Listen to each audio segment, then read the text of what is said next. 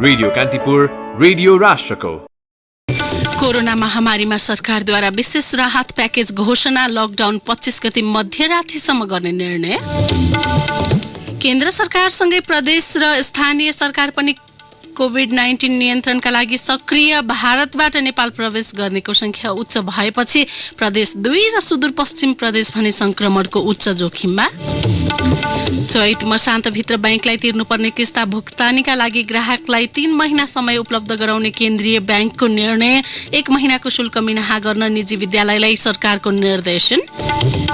Corona virus संक्रमणबाट मृत्यु हुनेको संख्या झण्डै 34,000 पुग्यो। बेलायतमा जनजीवन सामान्य हुन 6 महिना लाग्ने अनुमान। र कोरोना भाइरसका कारण प्रिमियर लिग फुटबल सुचारू नभए सिजनको टाइटल लिभरपुललाई दिनु न्यायोचित हुने म्यान सिटीका मिडफिल्डर बन्दुगानको भनाई। कोरोना भाइरसबाट बच्न बेला बेलामा साबुन पानीले मिची मिची हात धौं। भिडभाडमा नजाउँ। खोक्दा हाछ्यौं गर्दा नाक मुख कुइनाले ढाकौं र हात मिलाउनु र अङ्कमाल गर्नुको सट्टा नमस्कार गरौं। ज्वरो आउने, थकाइ लाग्ने, सुक्खा खोकी आदि जस्ता लक्षण देखिएमा तुरुन्त नजिकैको स्वास्थ्य संस्थामा गई जचाउनुहोस्। जनहितका लागि एनसीसी बैंकद्वारा जारी। NCC bank, your business bank.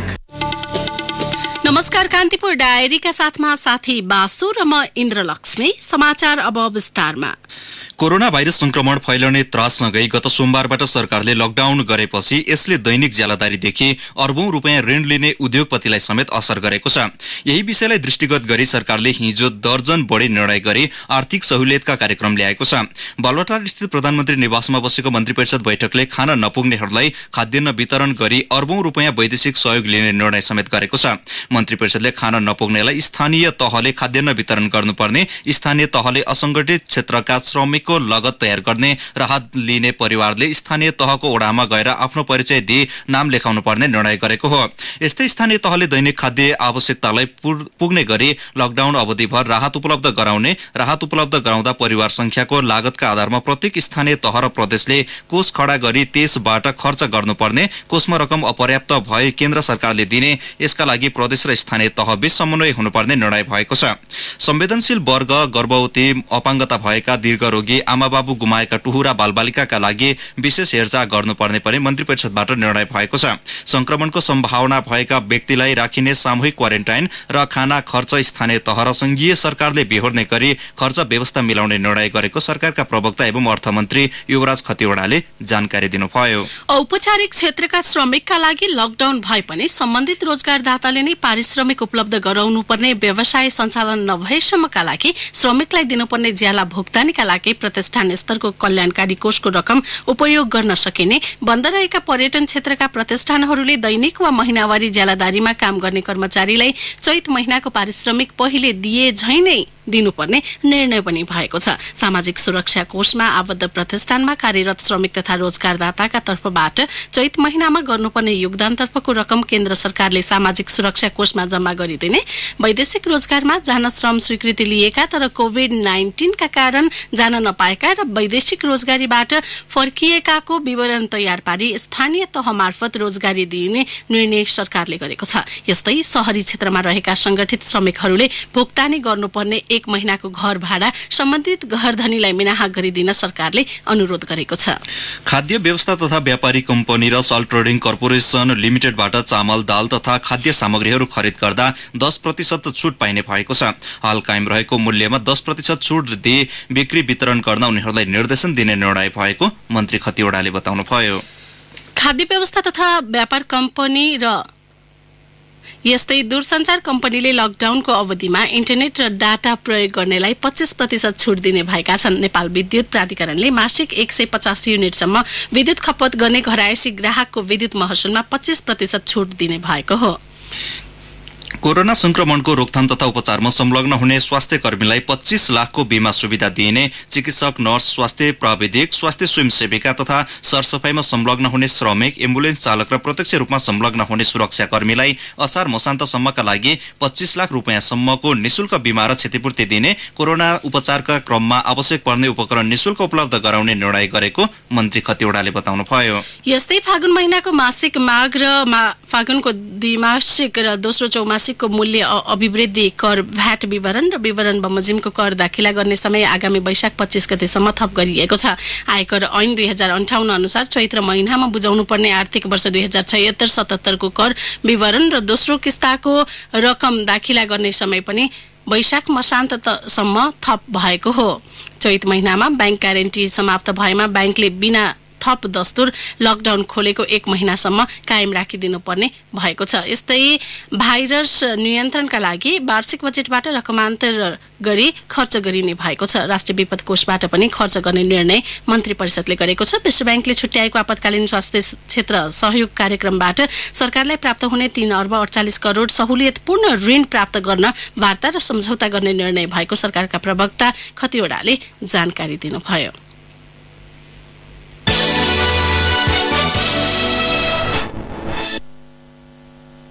स्वास्थ्य तथा जनसंख्या मन्त्रालयले ज्वरोका बिरामी फर्काउने अस्पताल विरुद्ध कडा कदम चाल्ने बताएको छ।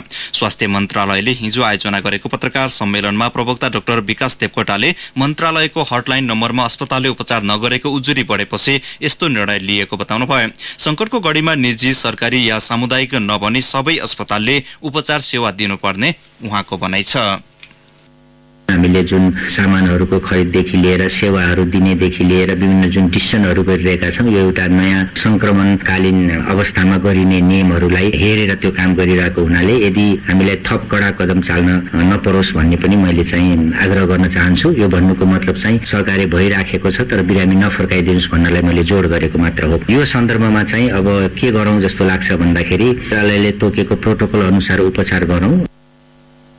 कोभिड-19 को उपचारका लागि काठमाडौँका Norvic, Star, Bayoda, HAMS, BNB, neuro, Sumeru, Alka र अल्का 2 अस्पताललाई अख्तियारी दिएको छ। पत्रकार सम्मेलनमा स्वास्थ्य सेवा विभागका महानिर्देशक महेन्द्र प्रसाद श्रेष्ठले चीनबाट स्वास्थ्य उपकरण खरिद गर्दा आर्थिक अनियमितता नभएको दावी गर्नुभयो। संसारभरि किन्न पाइँदैन, किन्न नपाइने अवस्थामा केही महँगो भएको हुन सक्छ र महँगो यस अर्थमा कि औषधि त औषधि हो, हामीले चाहिने छ, त्यसकारण केही महँगो हुन सक्छ तर समयमा त्यो भएन भने त्यसबाट हुने प्रभाव असाध्य धेरै हुने हुनाले हामीले बुझ्नुपर्ने कुरा भने नेपाल सरकार स्वास्थ्य तथा जनसंख्या मन्त्रालय यो मितव्ययितामा, पारदर्शीमा नितान्त सचेत छ, ध्यान दिन्छ र हामीले कति किन्छौँ, कुन मूल्यमा किन्छौँ हामीले वेबसाइटमा राखिसकेका छौँ र किनिसकेपछि पनि हामी त्यो वेबसाइटबाट अपडेट गर्नेछौँ। त्यसकारण जनतालाई गुमराह गर्नुपर्ने कुराहरू केही छैन तर गलत सन्देश दिएर मान्छेले भ्रम उत्पन्न गर्नुपर्ने कुराहरू त्यो नगरौँ।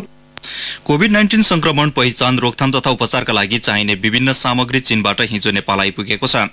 सरकारले किनेको ज्याकेट, फाउन्डेसन र चीनको सिचुवान प्रान्तीय सरकारले दिएको विभिन्न सामग्री आइपुगेको हो। यसैबीच संक्रमणको त्रास बढेसँगै मुलुकभर जथाभावी उत्पादन र बिक्री वितरण भइरहेका पीपी गाउन सहितका अति आवश्यक सामग्री, स्वास्थ्य सामग्रीको गुणस्तर मापदण्ड तोक्न अझै केही दिन लाग्ने भएको छ। मापदण्ड तय गर्न आज बोलाइएको गुणस्तर परिषदको बैठक बोलाइएको छ। मन्त्री परिषद बैठकले मापदण्डलाई अन्तिम रूप दिन प्राविधिक समिति गठन गरेको छ। समितिले मापदण्डलाई अन्तिम रूप दिएपछि परिषद बैठकले पारित गर्नेछ। ढिलोमा 1 सातासम्म मापदण्ड तय भई लागू भइसक्ने दावी सरकारवाला निकायले गरेका छन्। कान्तिपुर डायरीमा अब ब्रेकको पालो। ब्रेकपछि कान्तिपुर डायरीमा अब कान्तिपुर सविस्तारको पालो। कान्तिपुर सविस्तार।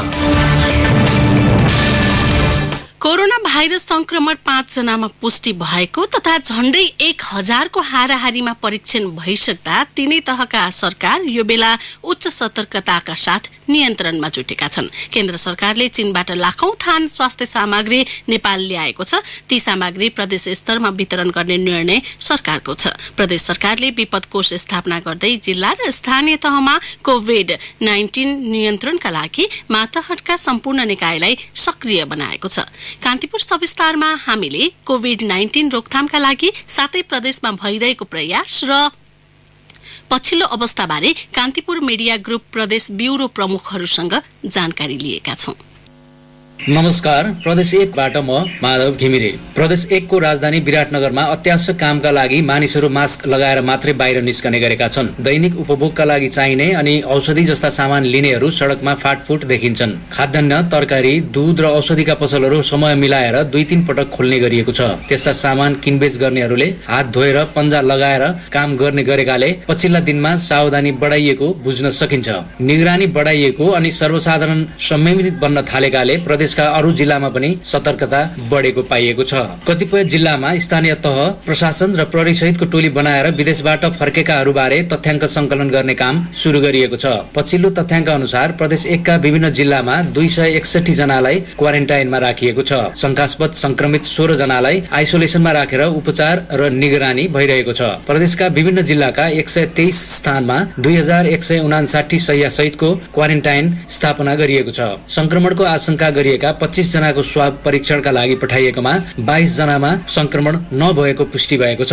अन्यको रिपोर्ट आउन बाँकी छ। प्रदेश 1 सरकारले संक्रमण फैलिन नदिन लकडाउनलाई प्रभावकारी बनाउने उद्देश्यले जिल्ला स्तरका सुरक्षा समितिहरूलाई 1 करोड 68 लाख रुपियाँ दिने निर्णय गरेको छ। कोरोना विरुद्धको अभियानमा खटिएका सुरक्षाकर्मी, स्वास्थ्यकर्मी र कर्मचारीहरूलाई अतिरिक्त सुविधा दिनका लागि सो परिमाणको रकम दिइने भएको हो। प्रदेशभरका जिल्ला प्रशासन कार्यालयहरूलाई कोरोना भाइरस संक्रमणको आशंका गरिएका व्यक्तिहरूलाई क्वारेन्टाइन र कोरोना अस्पतालसम्म पुर्याउने जिम्मेवारी दिएको छ। प्रदेश 2 बाट अजित तिवारीको नमस्कार। प्रदेश 2 मा कोरोना भाइरस कोभिड-19 को संक्रमित अहिलेसम्म नभेटिए पनि जोखिम बढ्दो छ। वैदेशिक रोजगारमा खाडी मुलुक र भारतमा काम गर्नेहरू कोरोना भाइरसको विश्वव्यापी संक्रमण बढेपछि हवाई र स्थल मार्गबाट प्रदेश 2 मा भित्रिनेको संख्या उच्च छ। प्रदेश 2 का स्वास्थ्य र सुरक्षा अधिकारीहरूलाई खाडी मुलुक र भारतबाट भित्रिएकाहरूको पहिचान गर्नु नै चुनौती बनेको छ। चैत 4 गते कतार एयरवेजबाट नेपाल फर्किएका 158 यात्रु मध्ये 34 जना प्रदेश 2 कै थियो। नेपाल प्रहरीका प्रदेश 2 प्रमुख डीआईजी प्रद्युम्न कार्कीले 34 जना प्रहरीको निगरानीमा रहेको र उनीहरूको स्वास्थ्य रिपोर्ट समेत नेगेटिभ रहेको जानकारी दिनुभयो। सामाजिक विकास मन्त्रालयका वरिष्ठ स्वास्थ्य अधिकारी विजय झाले शंकास्पद 3 जनाको नमुना परीक्षण गर्दा नेगेटिभ आएको र बाँकी 6 जनाको नमुना परीक्षणका लागि काठमाडौँ पठाइएको जानकारी दिनुभयो। प्रदेश 2 सरकारले कोरोना भाइरसका संक्रमितका लागि जनकपुर स्थित प्रादेशिक अस्पतालमा 10 बेडको आइसोलेसन वार्ड तयार पार्दैछ। यस्तै प्रदेश सरकारले वीरगञ्ज स्थित नेशनल मेडिकल कलेजको अस्पतालमा पनि 50 बेडको आइसोलेसन वार्ड तयार गरिएको जनाएको छ। प्रदेश 2 सरकारले कोरोना भाइरस विरुद्ध लड्न जनचेतना र उपचारका लागि 25 करोड रुपियाँको राहत कोष स्थापना गरेको मुख्यमन्त्री लालबाबु राउतले जानकारी दिनुभयो। लकडाउनलाई सफल बनाउन प्रदेश सरकारले सुरक्षा निकायलाई आवश्यक पर्ने सबै सामानका लागि रकम गरेको मुख्यमन्त्री राउतले बताउनुभयो। तर लकडाउनको बेला खाद्यान्न र अन्य आवश्यक वस्तुको आपूर्ति सहज नहुँदा सर्वसाधारण घरबाट बाहिर निस्किने क्रम रोकिएको छैन।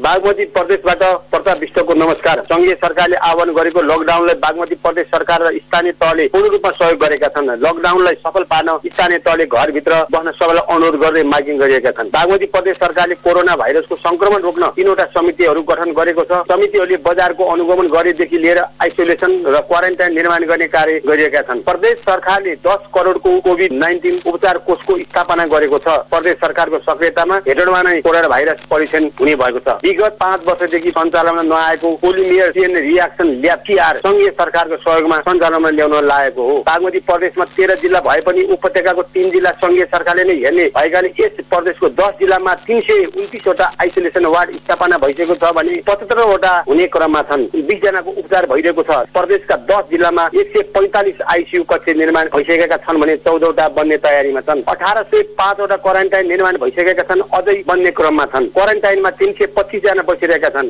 यस प्रदेशका 25 जनाको स्वाब परीक्षण गरिसकेको छ। ती सबै रिजल्ट नेगेटिभ आएको छ। स्थानीय तहले आफ्नो पालिकाभित्र विदेशबाट आएका व्यक्तिहरूको घरमा गएर खोज तलास गर्न थालेका छन्। केही स्थानीय तहले दैनिक ज्यालदारी गरेर परिवार पाल्नेहरूलाई खाद्यान्न पनि वितरण गर्न थालेका छन्। प्रदेशमा रहेका जिल्ला समन्वय समितिहरूले स्थानीय तहको समन्वयको काम गरिरहेका छन्। गण्डकी प्रदेशबाट लाल प्रसाद शर्माको नमस्कार। बागलुङकी एक युवतीमा कोरोना संक्रमण पुष्टि भएसँगै गण्डकी प्रदेशमा थप संक्रमण रोक्न सतर्कता अपनाइएको छ। प्रदेशका सबै जिल्लामा कोरोना संक्रमितको आशंका गरिएका र विदेशबाट फर्किएका लागि धमाधम क्वारेन्टाइन बनाइएको छ।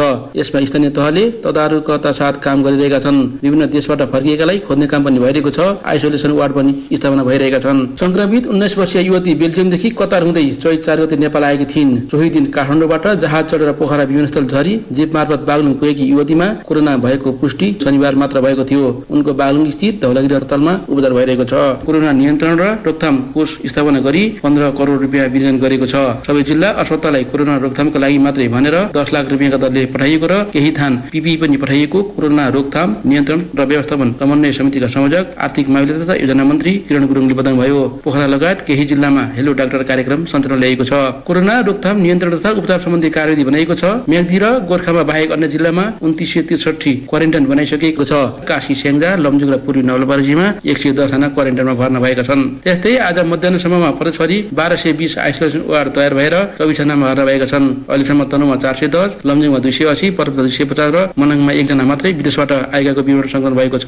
प्रदेश स्वास्थ्य निर्देशनालयका स्वास्थ्य शिक्षा प्रशिक्षक नवराज शर्माले सबै स्तरीय तहले रिपोर्टिङ नगर्दा कोरोना संक्रमण रोक्न भएका प्रयासको यकिन विवरण नआएको बताउनुभयो। भोलिसम्म सबै विवरण ल्याउने गरी काम भइरहेको उहाँको भनाइ छ। प्रदेश 5 बाट दिपेन्द्र बडुवालको नमस्कार। विश्वव्यापी कोरोना भाइरस महामारीको प्रभाव प्रदेश 5 का सम्पूर्ण जिल्लामा परेको छ। नागरिक अब के हुने हो भन्ने संशय र डरमा छन्। सरकारले सीमा नाका बन्द गर्ने निर्णय गरेपछि भारतबाट भित्रिनेको संख्यामा कमी आएको छ। भारत लगायत तेस्रो मुलुकबाट फर्किएका व्यक्तिको खोजीमा स्थानीय सरकार जुटेका छन्। सामाजिक विकास मन्त्रालय अन्तर्गत स्वास्थ्य महाशाखा प्रमुख डाक्टर उमाशंकर चौधरीका अनुसार आइतबार बिहानसम्म प्रदेशभरि 530 जनालाई क्वारेन्टाइनमा राखिएको छ। चौधरीका अनुसार प्रदेशका 109 स्थानीय तह मध्ये 90 वटाले क्वारेन्टाइन स्थल तयार गरेका छन्। अहिलेसम्म कोरोना संक्रमणको आशंकामा 52 जनाको थुक र खकारको नमुना परीक्षणका लागि पठाएको छ। तीमध्ये 23 वटा नमुनाको नेगेटिभ प्राप्त भएको छ। बाँकी नमुनाको रिपोर्ट आइसकेको छैन। प्रदेश सरकारले लकडाउन पूर्ण कार्यान्वयन गराउन नागरिकलाई घरभित्रै बस्न अनुरोध गरिरहेको छ। संक्रमणका बेला उपचार राहत लगायतमा सघाउन 10 करोड रुपियाँ छुट्याएर कोरोना संक्रमण कोष स्थापना गरेको छ। त्यसमा विभिन्न संस्था निजी क्षेत्रले सहयोग गर्ने क्रम जारी रहेको छ। सरकारले सम्भावित जोखिमलाई मध्यनजर गरेर बुटोल स्थित धाव कारखाना, भैरवा स्थित भीम अस्पताल, दाङको बेलजुन्डु स्थित प्रादेशिक आयुर्वेद अस्पताल, बाँकेको खजुरा स्थित पर्खर सुशील कोइराला मेमोरियल क्यान्सर अस्पताललाई कोरोना अस्पतालका रूपमा विकास गर्न 1-1 करोड रुपियाँ छुट्याएर काम अगाडि बढाएको छ। परीक्षणलाई तीव्रता दिन रूपन्देहीको भैरवा स्थित गाउँबाली केन्द्रमा प्रयोगशाला निर्माण अन्तिम चरणमा छ। प्रदेश सरकारले स्थानीय तह मार्फत विपन्न र ज्याला मजदुरी गर्नेलाई राहत र खाद्यान्न वितरणलाई तीव्रता दिएको जनाएको छ। यहाँका शहरी क्षेत्रमा सर्वसाधारण दिउँसो घरभित्रै बस्छन्। साँझ बिहान पसलमा भिड लाग्ने गरेको छ। ग्रामीण क्षेत्रमा चोक, चिया पसल र छहारीमा गफ गरेर समय बिताउने गरेको देखिन्छ। कर्णाली प्रदेशबाट कलेन्द्र सेजुवालको नमस्कार। कोरोना भाइरसको संक्रमण भित्रिन नदिन कर्णाली प्रदेश सरकारले प्रतिकार्य योजना बनाई काम गरिरहेको छ। राजधानी वीरेन्द्रनगरको खुल्ला मञ्चमा 400 बेडको प्रदेश स्तरीय क्वारेन्टाइन निर्माण गरिएको छ भने मध्यपश्चिमाञ्चल विश्वविद्यालयमा थप 600 बेडको क्वारेन्टाइन बनाउने तयारी भइरहेको छ। प्रदेश सरकारका प्रवक्ता एवं भूमि व्यवस्था, कृषि तथा सहकारी मन्त्री विमला केसीका अनुसार खुल्ला मञ्च स्थित क्वारेन्टाइनमा हालसम्म 184 जना बसिरहेका छन्। प्रदेश सरकारले 50 करोड रुपियाँको कोरोना विपद कोष स्थापना गरेको छ। सुर्खेतको कर्णाली प्रदेश अस्पताल, जुम्लाको कर्णाली स्वास्थ्य विज्ञान प्रतिष्ठान र रुकुम पश्चिमको चौरजहारी अस्पताललाई आइसोलेसन अस्पतालको रूपमा विकास गर्ने निर्णय भएको छ। यसको लागि 2.5 करोड रुपियाँ अस्पताललाई दिएको मन्त्री केसीले बताइन्। प्रदेशका विभिन्न अस्पतालमा आइतबारसम्म 258 आइसोलेसन बेड निर्माण गरिएका छन्। थप 200 बेड बनाउने तयारी भइरहेको उनले बताइन्। हालसम्म कर्णाली प्रदेशमा कोरोनाको संक्रमण देखिएको छैन। 5 जनाको स्वाब टेस्ट गरिएकोमा सबैको रिपोर्ट नेगेटिभ आएको जिल्ला स्वास्थ्य प्रमुख चेतन नेदिवागले बताए। स्वास्थ्य कर्मीहरूले भने उपचारको बेला लगाउने सुरक्षा उपकरण नहुँदा जोखिम बढेको बताएका छन्। गत मंगलबार प्रदेश अस्पतालका 11 जना चिकित्सकले संयुक्त प्रेस विज्ञप्ति जारी गर्दै सरकारलाई भरपर्दो सुरक्षा व्यवस्था मिलाउन आग्रह गरेका थिए। अस्पतालका मेडिकल सुपरिन्टेन्डेन्ट डाक्टर डम्बर खड्काले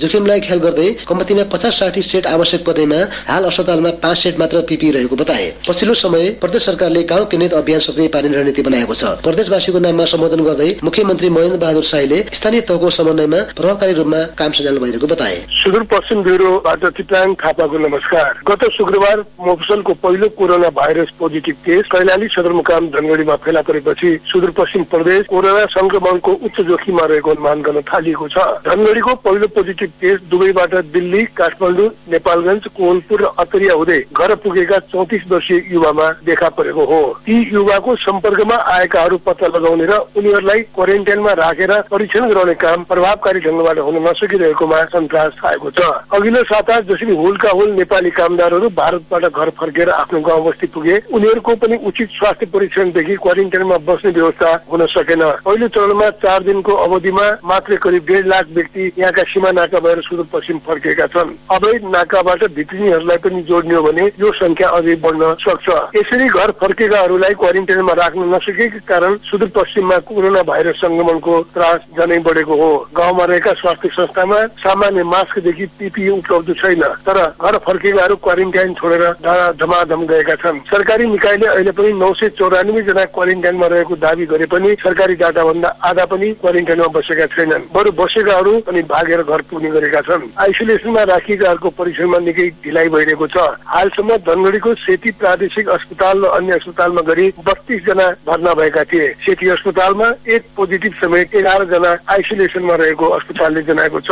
कोरोना भाइरस संक्रमण नियन्त्रणमा प्रदेश सरकारको भूमिकाका सम्बन्धमा व्यापक आलोचना हुन थालेपछि बल्ल हिजो 40 करोडको कोष स्थापना गर्ने र प्रदेशका 3 जिल्ला कैलाली, डोटी र बैतडीमा प्रयोगशाला स्थापना गर्ने निर्णय भएको हो।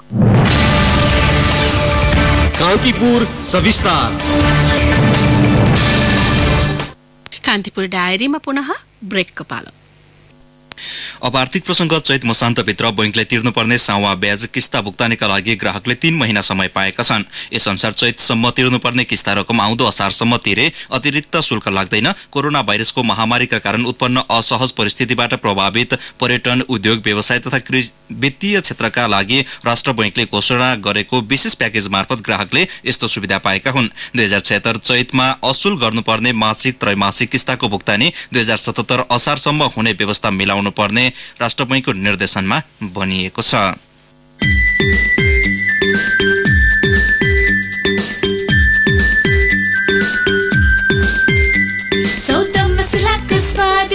मिठो मिठो याद छ, भोक मिटाउने ताकत छ, वर्षौंको विश्वास छ।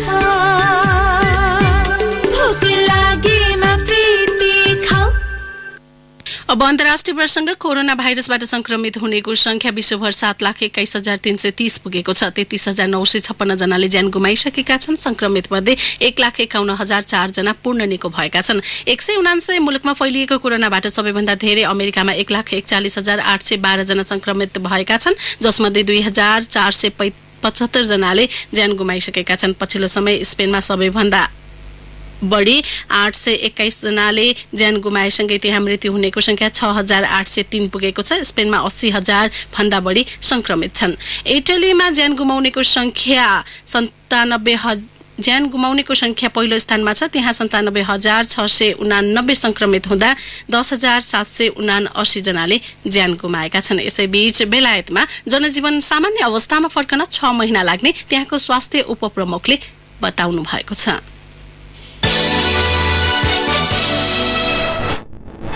अब खेल प्रसङ्ग। कोरोना भाइरसका कारण यही अवस्थामा प्रिमियर लिग फुटबल सुचारू नभई सिजनको टाइटल लिडर लिभरपुललाई दिनु न्यायोचित हुने म्यान्चेस्टर सिटीका मिडफिल्डर इल्काई गुन्डोगानले बताएका छन्। आगामी अप्रिल 30 सम्मका लागि लिग फुटबल स्थगित हुँदा लिग लिडर लिभरपुलले दोस्रो स्थानको सिटीभन्दा 25 अङ्कको अग्रता बनाएको थियो। 30 वर्षमा टाइटल जित्न लागेको लिभरपुल त्यसबाट मात्र 2 जित टाढा थियो। जर्मनीका मिडफिल्डर गुन्डोगानले निष्पक्ष भएर निर्णय लिने भए लिभरपुललाई उपाधि दिनुको विकल्प नभएको बताए। प्रिमियर लिगका क्लबहरूको बैठक आगामी अप्रिल 3 मा बस्दैछ। सोही बैठकबाट लिग विजेताको टुङ्गो लाग्ने बीबीसीले जनाएको छ।